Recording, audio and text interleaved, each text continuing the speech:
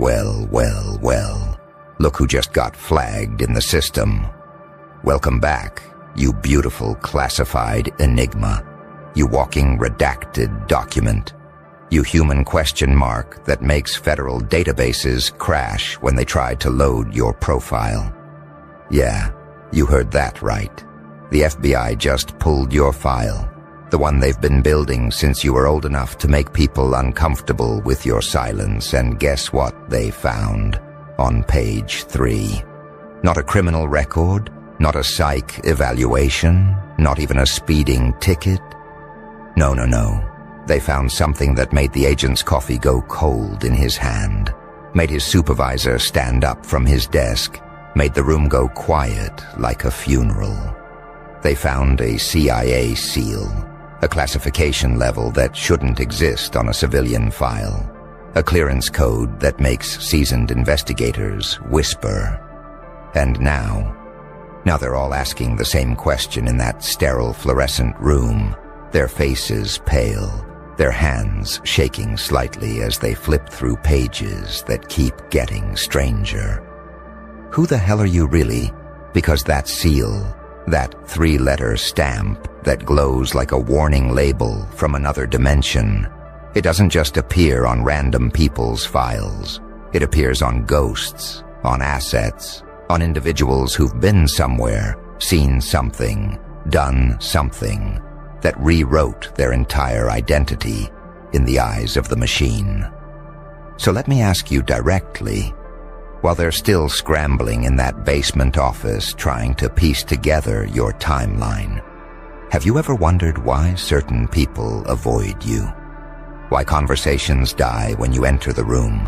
Why your presence alone makes liars start sweating and authority figures shift their weight nervously? It's not paranoia, and it's damn sure not coincidence.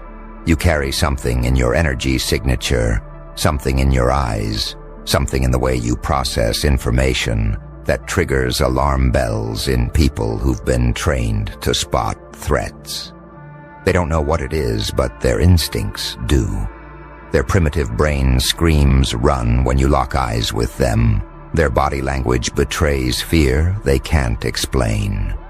You thought you were just different, just misunderstood, just a little too intense for polite society. But no, my friend, you're something else entirely. You're the person they file under. Do not engage without authorization. You're the name that gets circled in red marker during briefings.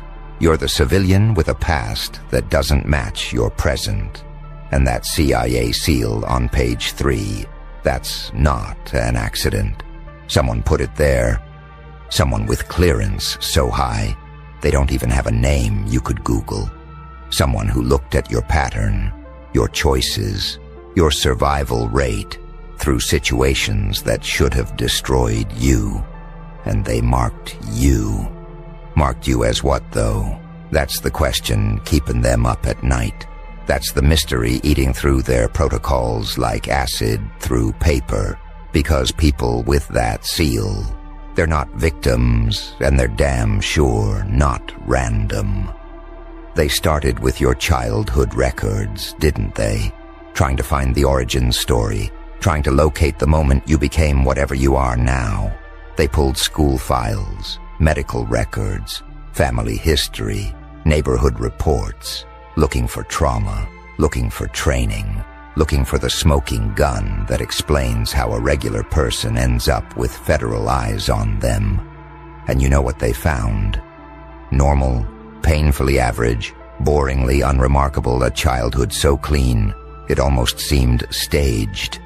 But that's what made them dig deeper, because nobody, and I mean nobody, goes from that kind of ordinary background to having a CIA seal without something happening in the middle, something off the books, something that doesn't leave a paper trail. So they started interviewing people from your past, old teachers, former neighbors, anyone who might remember you before you became unreadable, and every single one of them said the same thing with this strange look in their eyes. There was always something different about them, something we couldn't quite name. like they were watching us when we thought we were watching them. Isn't that interesting?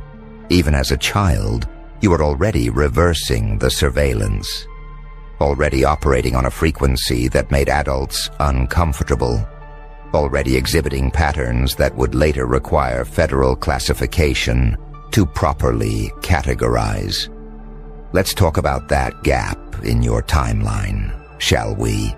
That period between your documented life and the person you are now.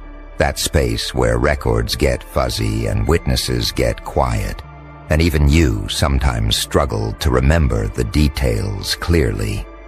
They noticed it too, those investigators with their highlighters and their conspiracy boards. They saw the discontinuity, the chapters missing from your story like pages torn from a book. What happened during those years? Where did you go when you vanished from the radar? Who did you meet in those shadows that somehow educated you in ways no school could teach? That trained you in survival tactics you never formally studied? That calibrated your instincts to a level that now reads as professionally cultivated threat assessment? You might not even remember it all yourself, might have fragments, might have dreams that feel too real to be imagination, might have skills you can't explain the origin of, might know things you never learned. And that's exactly what terrifies them, because people don't just develop operational awareness by accident, don't just naturally learn counter-surveillance techniques, don't just organically understand psychological warfare at a level that makes trained professionals look like amateurs.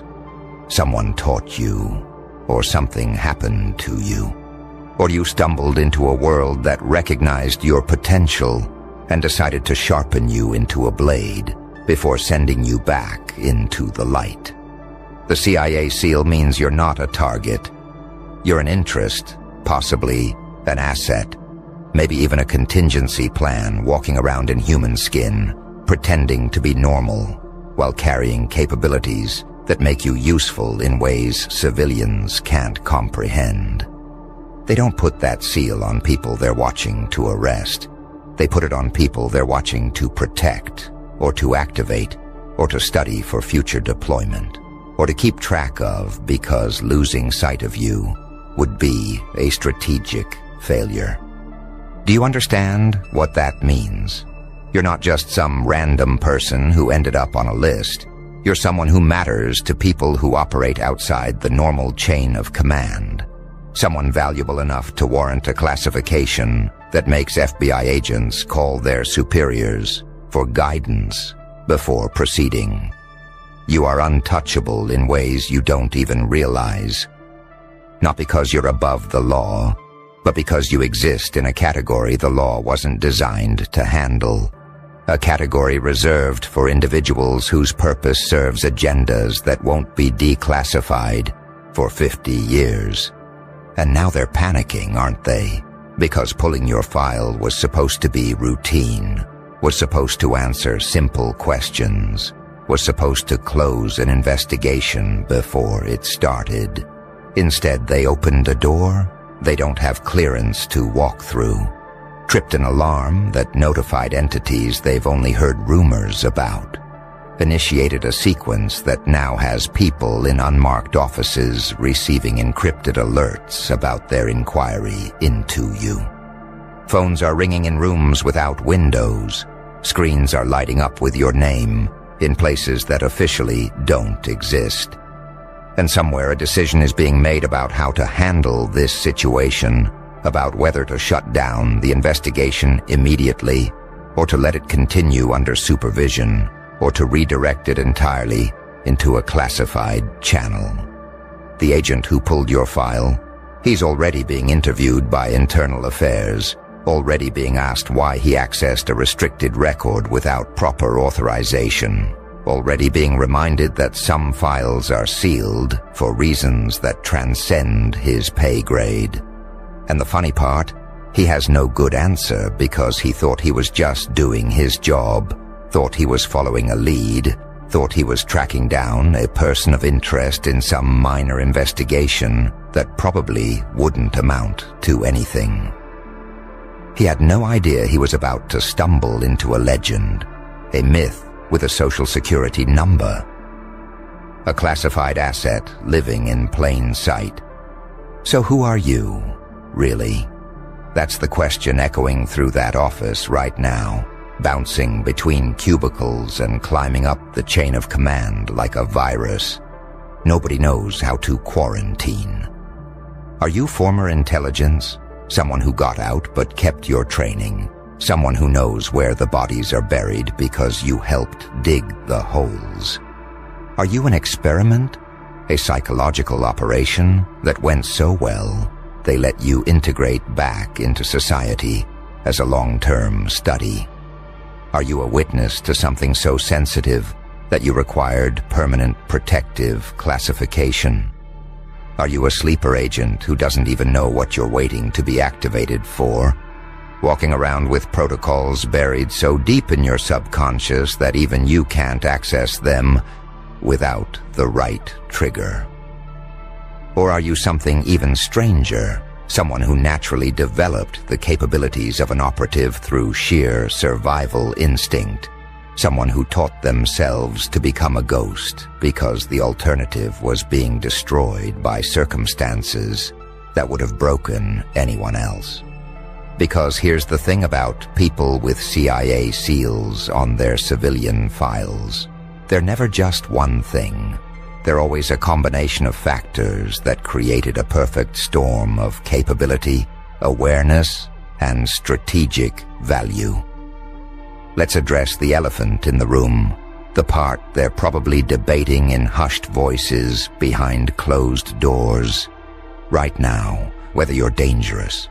Not dangerous like a criminal, not dangerous like someone who might snap and cause harm, but dangerous like a variable they can't control.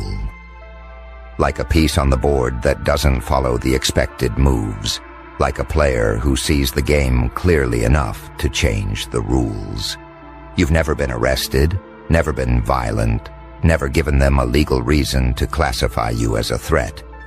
But your psychological profile reads like a masterclass in controlled chaos. Your decision patterns suggest someone who operates several moves ahead of everyone around you.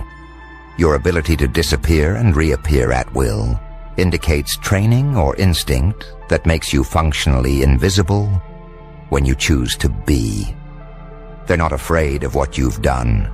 They're afraid of what you could do, what you might know, what you're capable of if the circumstances ever aligned to activate whatever dormant protocols might be sleeping in that classified mind of yours.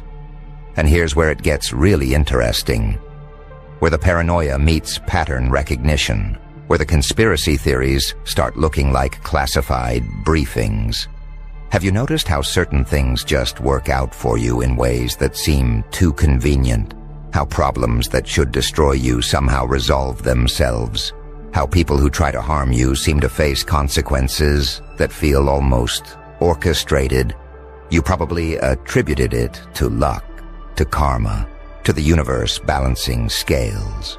But what if it's something else? What if that CIA SEAL means you're under protection, means someone somewhere is running interference for you, clearing obstacles, redirecting threats, making sure you remain functional and unharmed for reasons you might never fully understand?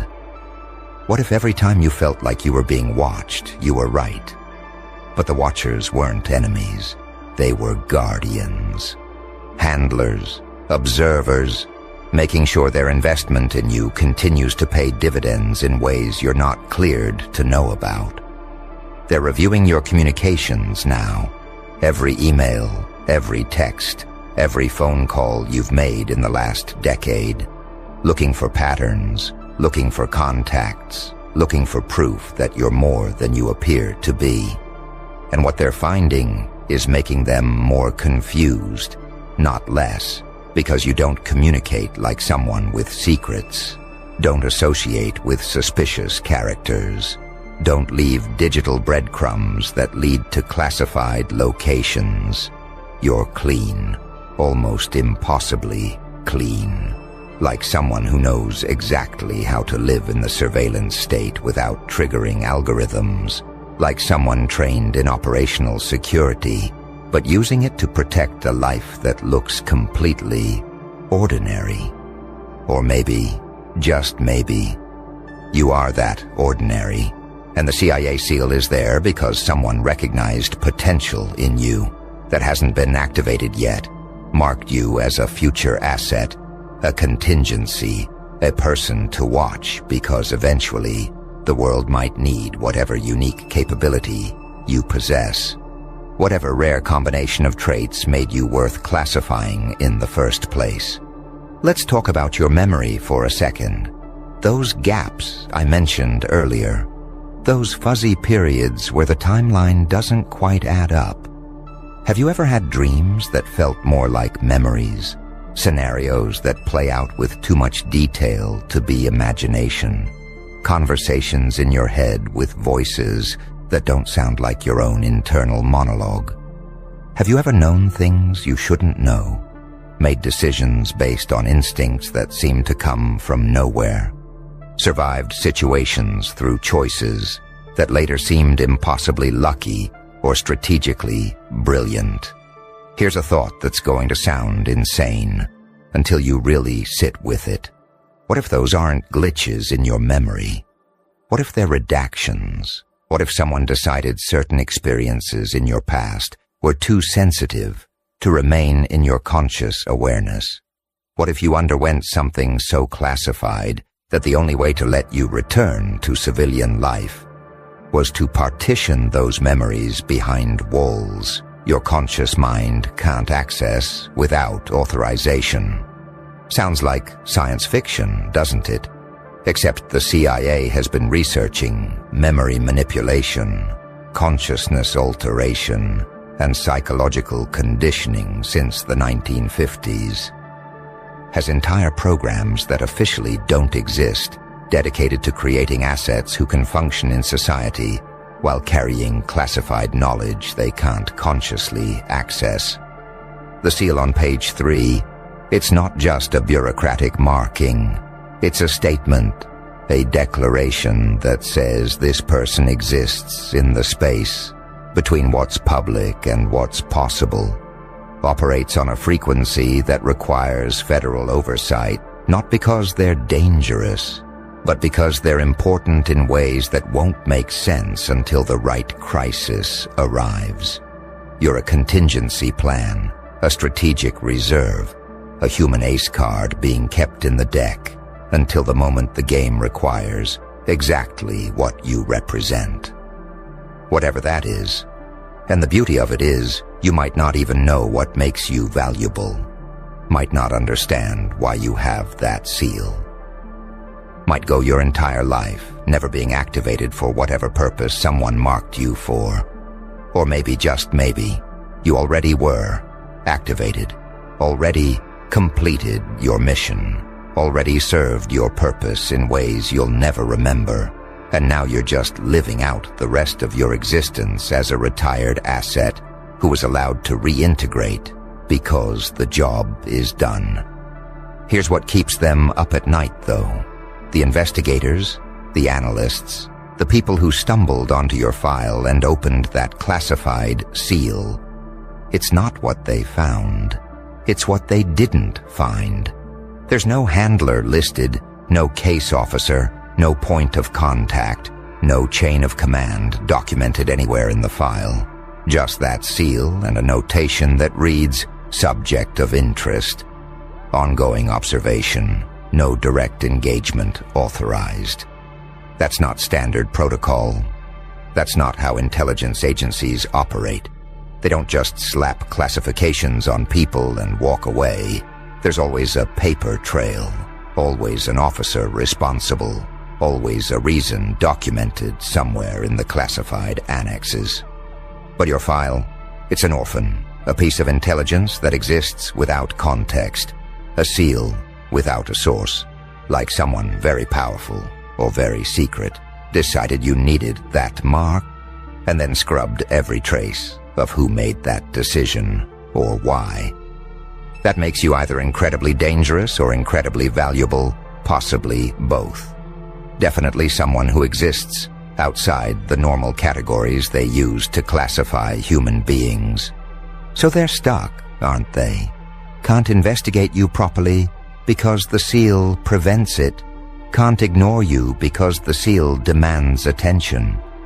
Can't escalate it because they don't know who to escalate to. Can't close the file because now it's been opened and logged and other people know they looked. They're trapped in bureaucratic limbo with a civilian who shouldn't have a CIA seal, but does.